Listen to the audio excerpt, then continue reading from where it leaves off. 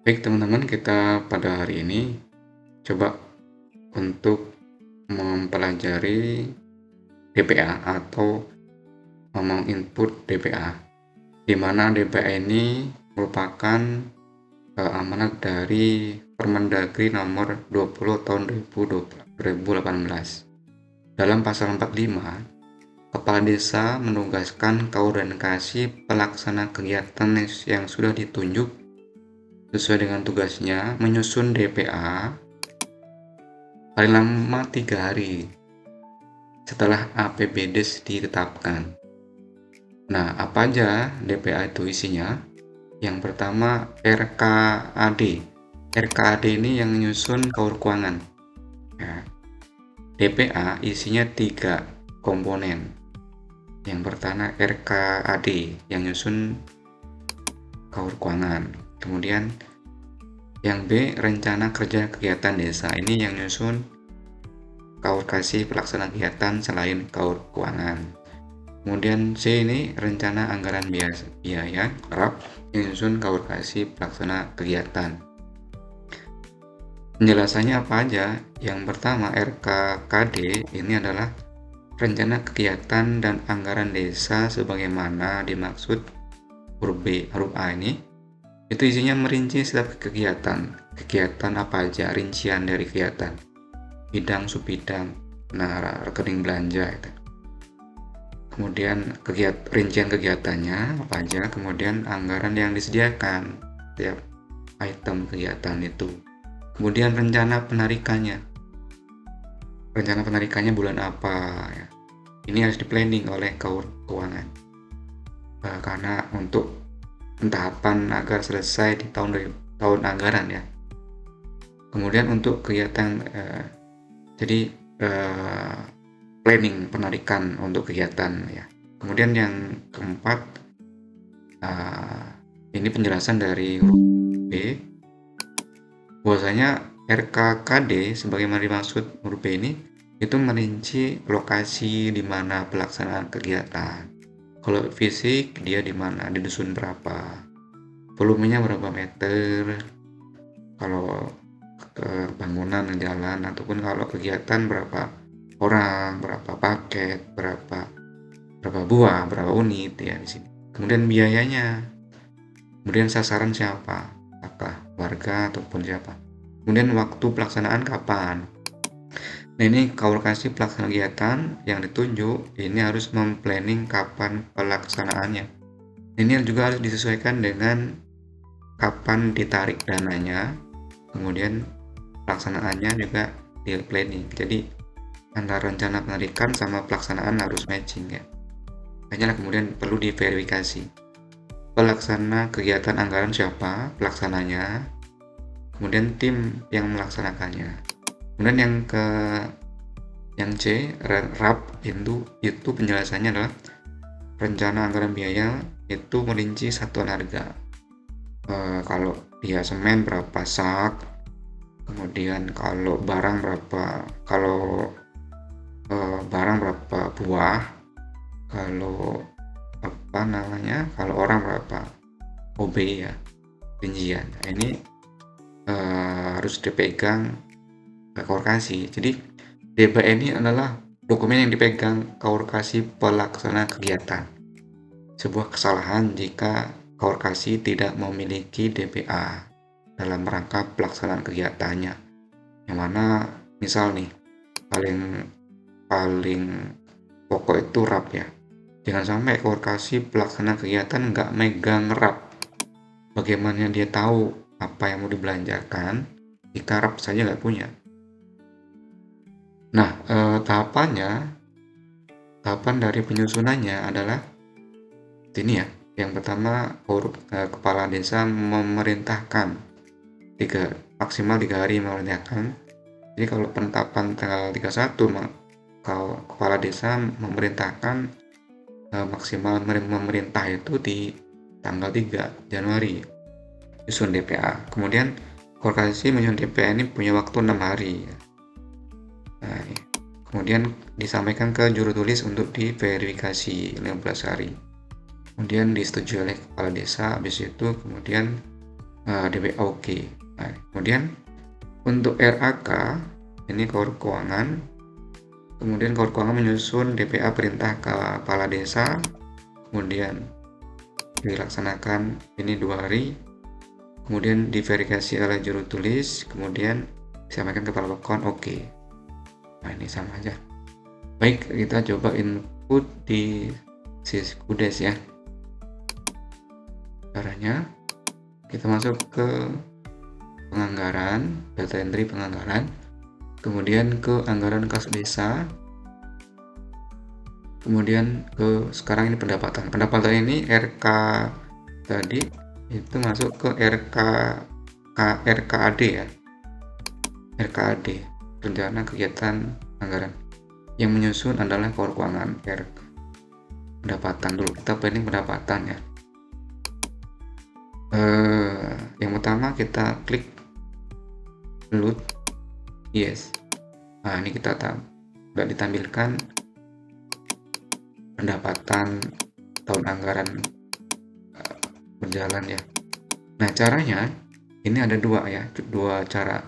Bisa dengan bulan pencairan, bisa dengan triwulanan.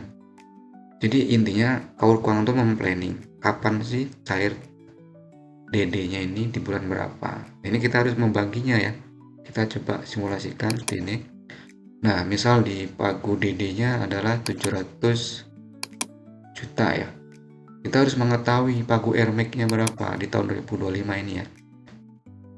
Nah, kemudian di tahap 1 kan RMEC-nya nanti cairnya 60%, non RMEC 40%, pagu RMEC, dan non RMEC segini.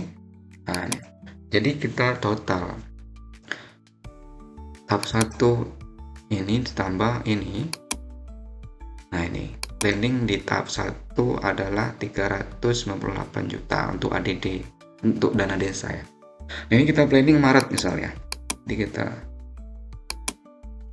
Maret planning, Kaur Keuangan memplanning Maret. Ini klik upah. Nah, ya ada titiknya. Kemudian ini ya, kita planning Juni di tahap 2 nya. Juni.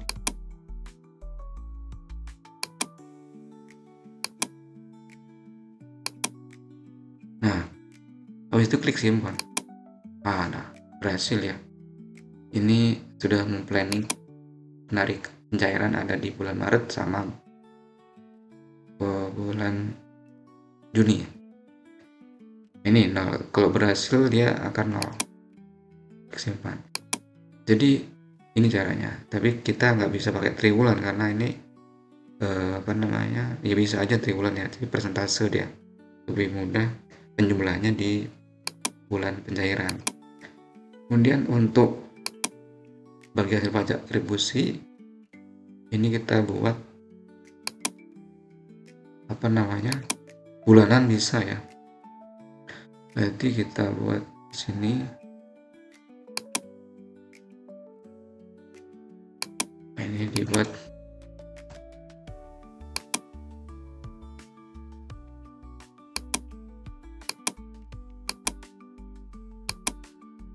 ini PHPR 885 karena menurut regulasi Perbuk ini beda-beda ya. Kalau di beberapa kabupaten penyalurannya di bertahap atau per bulan. Kalau kita buat per bulan ya.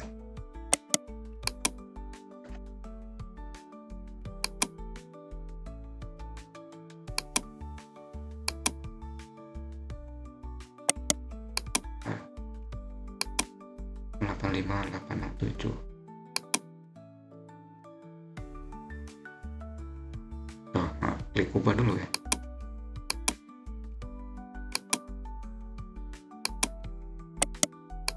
Ini untuk BHPR kita planning.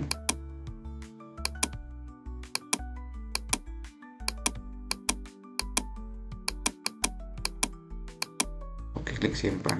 Aduh, berarti ada selisih 1 ya. Ini pembulatan nanti ya. Kemudian untuk ADD nya sama aja, klik ubah dulu, masukin. Nah, kita prediksi per bulan.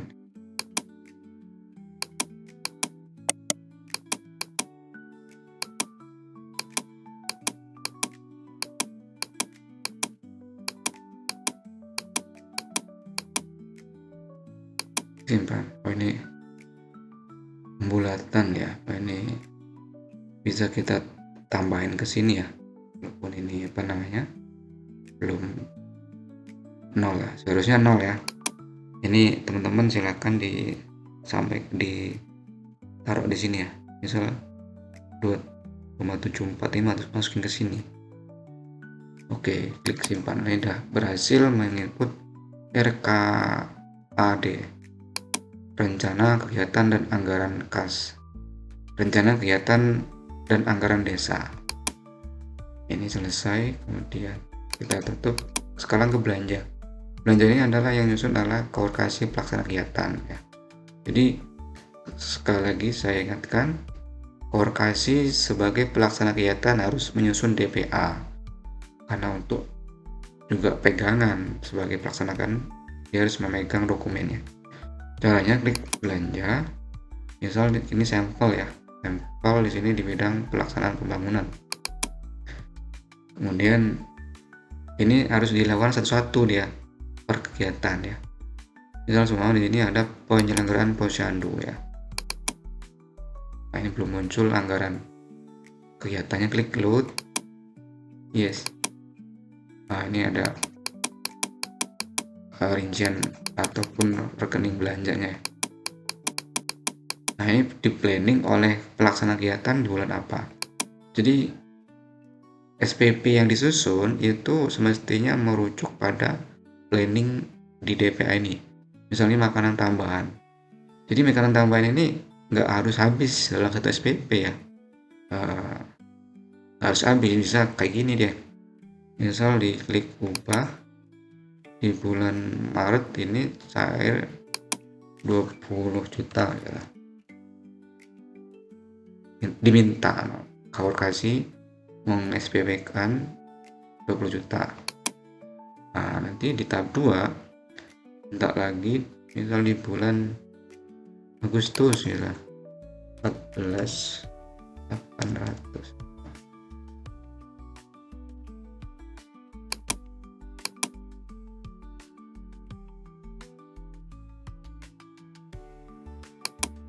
Oh, diubah ya. Ini tulis 14.800.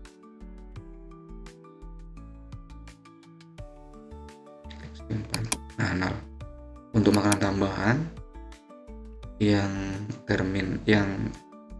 di planning adalah Maret, yaitu SPP-nya nilainya 20 juta.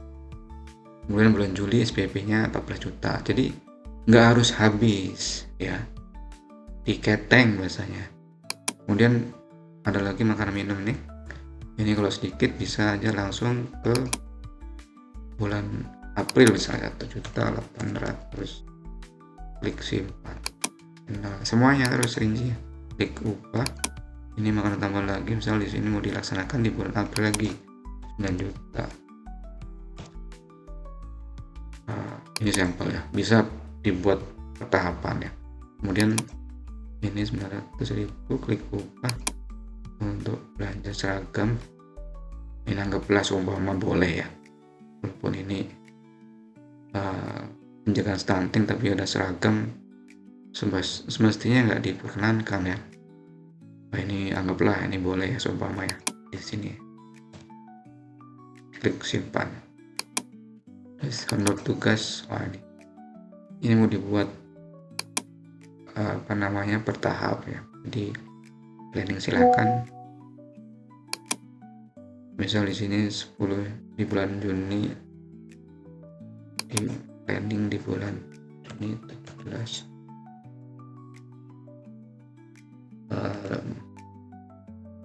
juta misalnya, klik simpan. Kemudian di bulan Desember misalnya, ini klik ubah dulu karena tadi udah klik simpan ya, klik ubah dulu. masukin ke di bulan Desember. Nah, dan klik kalender. Ini semuanya udah selesai. Nah, lakukan hal yang sama untuk kegiatan lainnya nih. Ini tadi kan penyelenggaraan posyandu, lakukan hal yang sama untuk penyuluhan ini ya. Kemudian untuk bidang lain juga ya, pemberdayaan. Kemudian kita di sini lihat terus lakukan hal yang sama untuk setiap rekening kayak gini ya, semuanya nih. Ini kan contoh tadi baru item makanan posyandu ya. Ini semuanya dari bidang 1 sampai bidang 5 itu lawan, jadi lengkapi ya, karena bisa jadi ini menjadi bahan penilaian untuk alokasi kinerja dalam beberapa tahun terakhir. Komponen penilaian alokasi kinerja itu adalah salah satunya adalah desa menyusun DPA ya, itu bahan kan penentu ya, bahan untuk dinilai ya. Kalau kita melihat, nah ini juga maaf untuk pembiayaan juga saya mau di planning kapan. Ini silpa ya, silpa ataupun penyertaan modal mau disalurkan kapan, planning ya, klik belut yes. Nah, ini silpanya. Kalau silpa biasanya ada di awal bulan ya, awal tahun ya, maaf klik. Nah ini silpanya, klik mau ditarik. Nah nih kita planning di Januari ya. Kemudian kalaupun ada lagi di sini penyertaan modal BUMDes, silahkan di planning bulan apa disalurkan.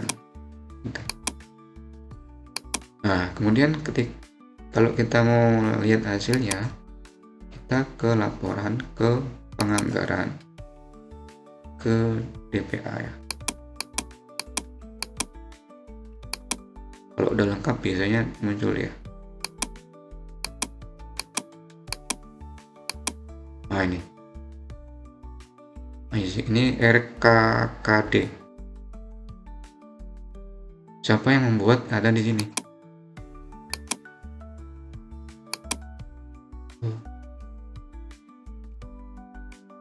Juru tulis. Kemudian ada lagi ODPS secara keseluruhan yang bertanda tangan adalah juru tulis. Kemudian arak ya, arak.